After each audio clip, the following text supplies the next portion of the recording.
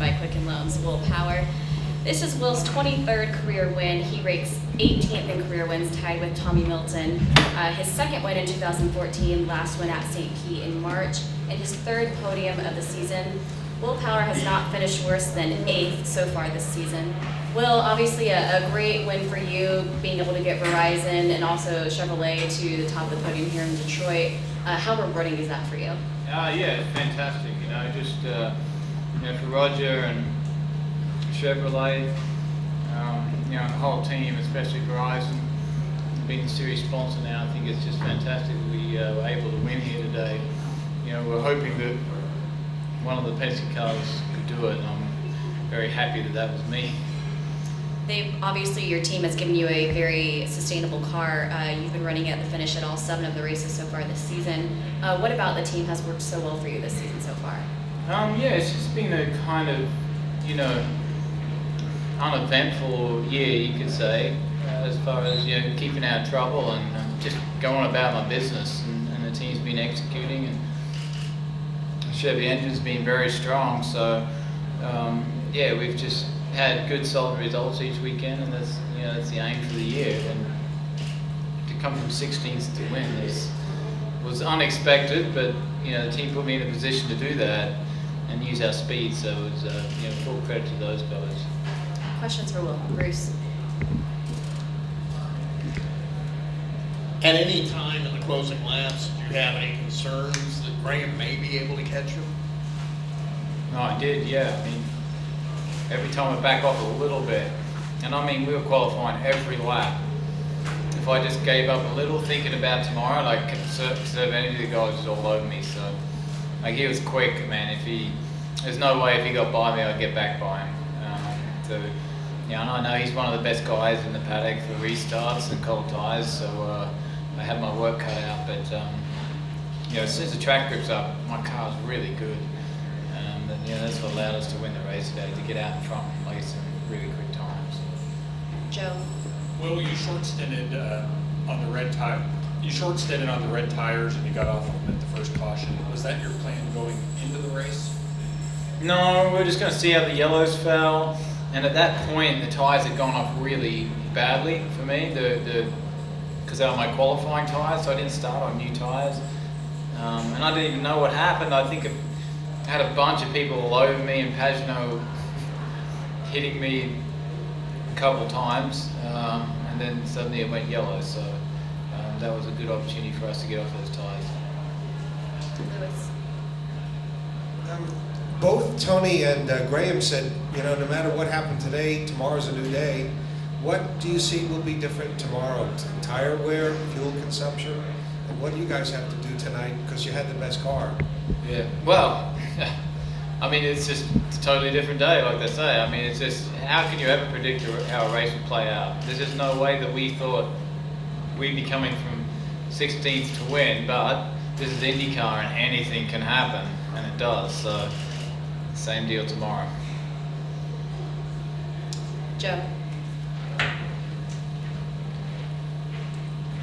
Following up about the incident with Pagano, did you know he was trying to pass you on the outside there? I had no clue. I had someone, I think Marco, up my inside, and I didn't even know where Pagano was. And my rear tyres, the reason they were all over me is because my rear tyres kept spinning and it wouldn't upshift.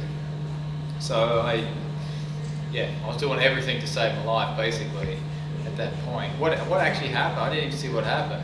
What happened to him? He made contact with the outside wall there and bent his left front suspension. Oh, yeah, because I got pitched sideways, and someone hit me, and then I heard that I saw him down the runoff or something. Yeah, I don't understand why he likes to get beside me and always bang, hit me and hurt my wrist.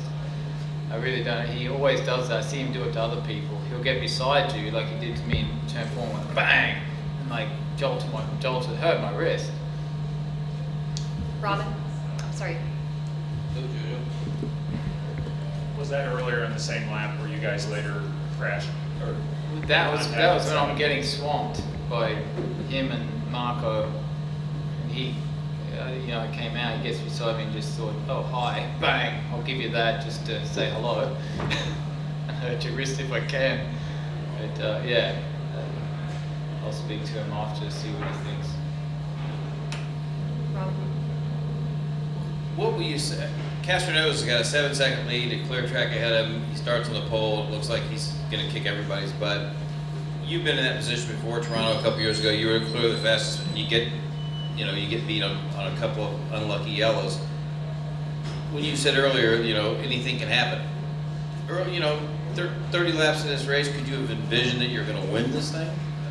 The only time I thought, like when it came, like I thought that I could win it, or at least finish right at the front, was when I got clear air and pumped out some qualifying lap, like really hard. And I thought, this is going to do some damage, to our position. Like we're making some ground here. And then again, when everyone pitted to pump out some seriously fast lap, at that point I thought we could actually win this, depending on what they were doing on new tyres. So when it's your day, it's your day. It's like how many times have I been out front and got caught by that bloody unlucky yellow pits closed thing, and I'm not a fan of it. I think that, for true sports, to want to make it fair and square, the pits should never be closed on these tracks. But today it helped us. Larry? Talked a little bit about it at the beginning, but to give Roger and Chevy a win here, Honda has dominated here in recent years. How satisfying is that? That was really satisfying. I think Roger was over the moon to finally win with Chevy here. At his home track at Chevy's backyard, it's just it's a perfect day, and and in the Verizon car as well, in the Verizon series. So like I said, it's awesome. And if we can do it again tomorrow, even better. Kurt? We were trying to understand how you pitted that last time on the pit stop. Was it just ahead of the caution? Did it come at the caution? Where was that at relative to your last stop? My last stop, I went off, pulled out, and I think I pulled a gap enough, and then came out behind the whole field, but came out behind a bunch of cars. So I didn't know how that whole sequence worked, but I can't remember when our last stop was. But you didn't lose the lead on your last stop, brother. No. You Oh. came back out, and you were still ahead. Oh, okay. I can't remember. I don't know. I just was driving fast. I just did everything I could to go fast. Yeah, I can't remember. Steph? Will, can you talk through that blocking warning that you received and your view on what drew it and whether it influenced the rest of your race in any way? Well, it didn't influence anything. I mean, it blows my mind when I'm getting driven into the wall, hitting a couple of these guys. I mean, you pull out and then they just drive you to the wall, and they're allowing it, but then you'll block yourself and get away. It's really hard for us to understand what the true rule is. They tell us you can't move in reaction, but I had multiple guys move in reaction to me today, and like dangerously, I didn't think I moved in reaction, but obviously there's a lot of focus at the front of the field. You know what I mean? Like I was back in they may not see what goes on back there, but that's the rule is you can't move in reaction. I didn't think I moved in reaction. I moved before I knew what. Before he moved, I thought. We'll take a few more questions, Bruce. Are you still not paying attention to points?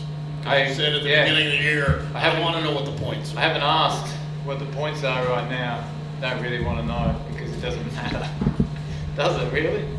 I mean, you're just going to do the best thing you possibly, best job every time you get in the car.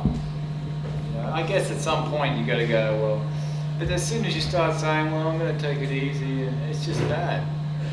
You found that attitude would really be the key to your success. No, I don't think. I just think the attitude that started last year, where you just go out and race, and not stupidly, but like over aggressive or anything. But you just race without that thought of points in your mind. Just race.